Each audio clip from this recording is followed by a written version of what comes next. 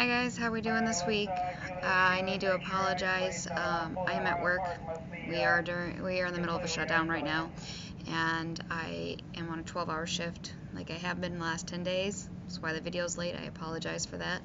But my radio is on. I have to be aware of what's going on in the plant, so I hope you can understand that.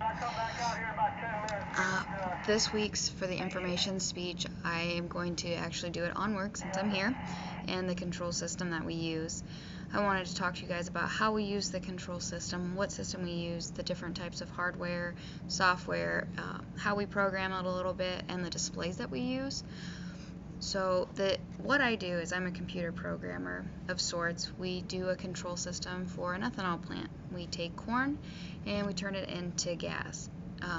We turn it into ethanol, and to do that we have to go through several different departments and different steps. I've got a powerhouse with boilers, I have a feed house with dryers, sharples, and I have a mill that grinds up the corn and spits it back out as animal feed.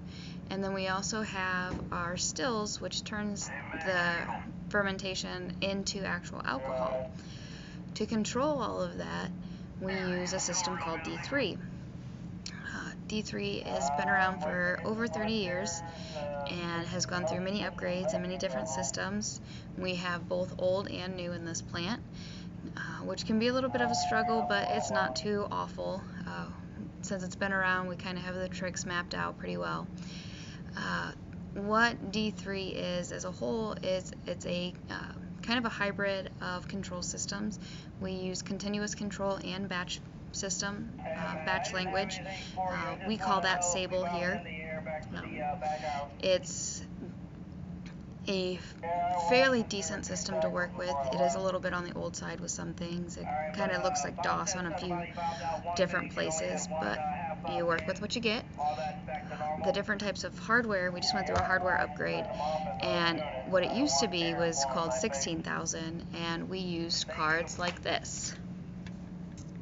And as you can see, they are very old and fragile, and they like to break.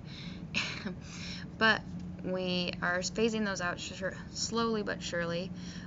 We have been able to get rid of a lot of it in the plant. What that does is it takes information from the field. We have analog input cards, digital output cards, digital input cards, and the information comes into these cards and then gets loaded into our system so we can monitor, program, and control from that. So that is the old, and these are called MUX cards. The new systems that we use are much nicer. They come in little blocks like this, and this is our 18,000 series. We've actually just put in quite a lot of stuff with our 18,000 control systems, and it's gone much smoother than the old MUX cards. They are more reliable. They can take heating conditions better. As a plant like this, it gets really hot in here, so our MUX cards, if the room got over 65 degrees, they wouldn't like to operate.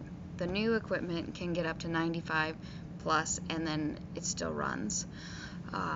What these cards, both the old and the new, they come back to a computer system, and we have both PCMs and DCMs. The PCM is a physical computer that is in the control rooms next to your cards here. And then the DCM is more like a virtual, where it holds the information and collects it, and also it's part of how we do our programming, where we do most of the logic behind that. What is nice about that is it allows us to separate the system. So I have a PCM for each department, which keeps their information separate and allows me to run their processes without interrupting the others. It's very handy, very efficient, and we use that a lot. Once the data gets through our cards, either the MUX or the new 8,000 cards, then it gets into our system, comes through the DCM, and then it would come into what we call an EPN. These EPNs, they are kind of the tag holder. They are a digital representation of what's in the field. They have input cards, they have input slots, they have output slots, They have room for alarming highs and lows. They also have rooms for displays where we can put set points in or tell them what screens or graphics to look at. And it also gives us a chance to put some of the controls in it. We do P&ID loops, and then we can do different types of adding blocks and calculations if we needed to. And what's nice about the EPNs is that it kind of saves you from writing too much code, because a lot of it's already there and does the alarming and does the calculations for you. So if that's all you needed was a calculation block, you don't have to write a lot of code behind it. Once we get our EPNs into the system, then it goes into our Sable program, which is our batch style, and it is similar to a Java or a C++, but it does have its own quirks and its own standards that they use. I'm still learning, I'm fairly new at it, but picking it up pretty quick. It's you have to be very organized and very detailed. There's multiple folders, there's multiple places you have to look for information, which can be a little difficult at times, but overall it's functioning. It's fairly easy to troubleshoot, but what I like about it is the searchability. You can, if you know how to search the system through the Sable programs, you can pull it up and see where it goes through the entire system. I personally have a PLC background and I'm kind of more partial to that, but I'm learning to love D3. It is an older style system. It does work with different types of hardware, the old and the new. The software behind it is very easy to understand once you've learned it and gone to school. But once you get through the hardware and the software, you also have a visual side of that. And the visual displays, as I'm going to show you if I can get it turned around, looks similar to that. It's kind of blurry and I apologize, but that's how we show the operators the information. We have different colors, we have different schemes that we use. We are going to high performance graphics, so we do get to do a little bit of the drawing on that side. Some operators love it, some operators don't. You just kind of got to pick your battles with what gets shown and what doesn't get shown. But the software communicates to the displays, and then the display sends the information to your operators. They can put in set points, they can change alarm settings. Depending on what level of security they have, they can actually change quite a few things on that.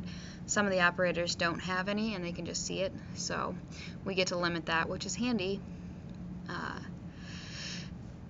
So like I said before, D3, this whole system is D3.